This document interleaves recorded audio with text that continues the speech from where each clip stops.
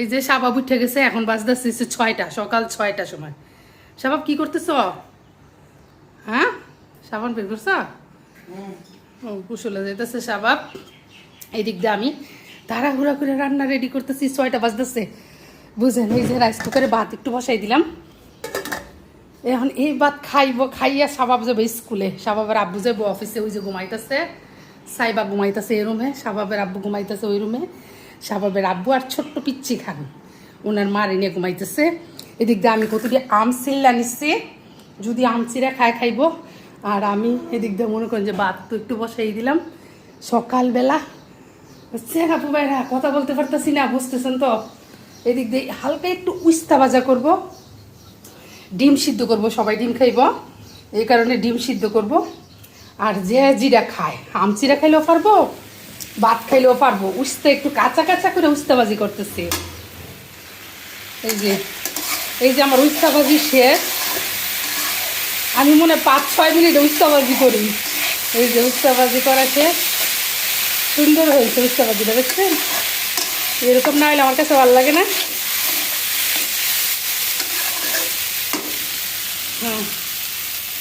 উস্তাটা ভাজি করে নিলাম। এখন কিন্তু ডাকবো না, ডাকলে একটা কেমন যেন একটা বন্ধ হয়ে যাব ডাকলে। ঠিক আছে, উস্তাবাজি শেষ, এখন আমি ডিম সিদ্ধটা বসিয়ে দিব।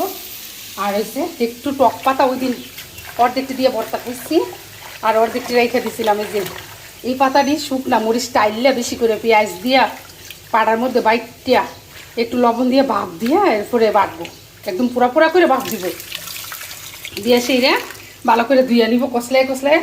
যেহেতু পাতার মধ্যে অনেক কিছুই থাকে, আমার ভয় লাগে, কারণ হচ্ছে কি এখন তো মনে করেন যে বৃষ্টি বাদলের দিন, পোকা মোকা থাকে নাকি। আমি বাইসা বাইসা লইছি, তারপর আবার ভালো করে ধুই তুইব। ঠিক আছে, এই আমার সকালবেলার কাজ। আমার ছেলে আর আমার জামাই দুইজনে অফিসে যাব, তো দুইজনে মনে করেন বাইরে যাইব, যেমন শাবাব যাবে স্কুলে আর শাবাবেরা বুঝাবো অফিসে। তো দুইজনের জন্য খাবার রেডি করতে হয়। রাইস কুকারে গরম গরম ভাত দিলাম। আর ওই দিক দিয়ে মনে করেন যে আম ও চিল্লা রাখছি, আমগুলো এত মিষ্টি, আম ও চিল্লা রাখছি। যদি ওই যে নতুন চালের যে চিরাটা ওই দিন কতগুলো আনছে, ওই চিরা দিয়া যদি খাইতে চাই খাইব। টক দই আছে পাতা, শাবাবের আব্বু রাত্রে পাইতে রাখছিল টক দই দিয়ে আম চিরা খাইলেও পারবো, উস্তাবা যদি হালকা একটু গরম ভাত খাইলেও পারবো।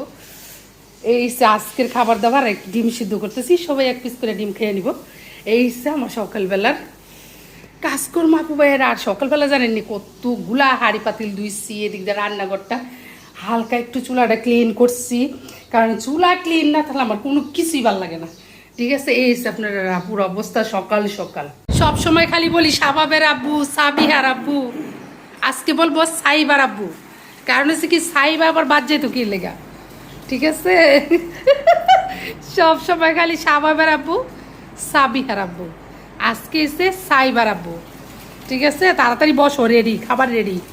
দেরি হয়ে গেছে না? স্বাভাবে লেগে গেছে গা জিদ দে, স্বাভাবে খাইয়া দাইয়া বাড়ি হয়ে গেছে গা। ঠিক আছে, স্বাভাবে জিদ দিয়ে গেছে গা। এখন কি লাল চিরা, এই যে নতুন দানের লাল চিরা, চিরা আমি ভালো করে কষলাইয়া ধুইয়া ভিজাই রাখছি, আম চিল্লা রাখছি শুধু তোমার জন্য। ঠিক আছে, দেরি হয়ে গেছে না? ডাকতে ডাকতে শেষ। আমি তো সব কিছু রেডি করে আরো কত কাজ কইরা শেষ করে লাইছি একবারে। এই আমটি এত মিষ্টি, আমি আম চিল্লা রাখছি, এইদিকে উস্তাবাজি কাঁচা কাঁচা উস্তাবাজি করে রাখছি একটু, শুধু তোমার জন্য করছি। ঠিক আছে, ওই যে ওইটার মধ্যে ময়লা রেখো। টক দই পাইতে রাখছে শাবাবের আব্বু, সবার খাওয়া দাওয়া শেষ। এই যে কি সুন্দর টক দই যে পাততে পারে উনি, সাবিহার আব্বু। বেশি করে নাও, একটু চিনি নিবা, হালকা চিনি নিবা একটু। না গো, ভালো মানুষ দিয়ে গেছে গা, চিনি খোর, এত চিনি খায়, চাবায়া চাবায়া চিনি খায়। বাবা রে বাবা, এখন আবার চিনি খাইতে চেতেছে না, অনেক মিষ্টি পাগল। ঠিক আছে, আর এদিকে টক পাতার ভর্তা, এই যে বেশি করে পেঁয়াজ দিয়া, শুকনা মরিচ দেই নাই, কাঁচা মরিচ দিছি, দিয়ে ভালো করে টাইললে একদম পাড়ার মধ্যে বাইটটা বেশি করে পেঁয়াজ দিয়ে ভর্তাটা করছি। গরম ভাতের সাথে খাইতে সেই লাগে। এখন উনি নাকি ভাতই খাইবো না, তো আমি তাহলে তাড়াহুড়া কি লেগে করলাম এত, ভাত যদি না খায়। ঠিক আছে, তাহলে তুমি আম চিরাই খেয়ে নাও টক দই দিয়া, আর একটু আম নেও না। না না না না না, সময় নেই। সময় নাই।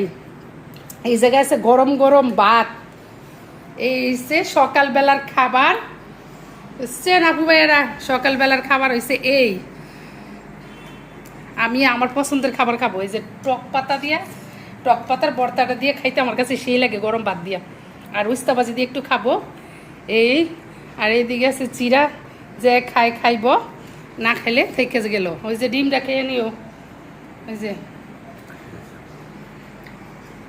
এই যে মশার ওষুধ দিতেছে, থ্যাংক ইউ ওইটার জন্য। কারণ আমি অনেক দিন অপেক্ষা ছিলাম, জাল্লা যদি মশার ওষুধটা দিত ভালো হইতো, কারণ মাঝে মাঝে দেখি 2-1টা মশা ঢুকে যায় বাসায়। এই যে যাক ভালো লাগতেছে, এই যে মশার ওষুধ দিতেছে, দেখছেন কত সুন্দর, আল্লাহ ভালো হইছে। কারণ মশায় যা অবস্থা করতেছি, এলাকায় অনেক ময়লা হয়, চিপা চুপা অনেক ময়লা হয়, ময়লার কারণে মশায় ভরা। ঠিক আছে, এই যে অনেক দিন পরে মনে দেওয়া গেল। এখন যদি এর পাশাপাশি যদি খালি রাস্তাঘাটটি একটু ক্লিনের ব্যবস্থা করে দিত, তাইলে মনে আরও বেশি ভালো হইতো, যে সবার বাড়ির আশেপাশে সবাই একটু পরিষ্কার পরিচ্ছন্ন রাখবেন, এরকম যদি বইলা দিত সরকার, তাইলে আরও বেশি ভালো হইতো। পরিষ্কার পরিচ্ছন্ন লাগি মনে করেন যে আমার আর ভাল লাগে না, এই রাস্তা দিয়ে বেরোইতেই মন চায় না, সারাদিন বাসায় থেকে। কারণ এদিকে সোনিয়াকড়ার এদিকে রাস্তাঘাট এত নোংরা, আল্লাহ অনেক নোংরা, বুঝছেন? এই কারণে রাস্তায় বেরিয়ে হওয়া যায় না, বাসায় থাকতে হয়।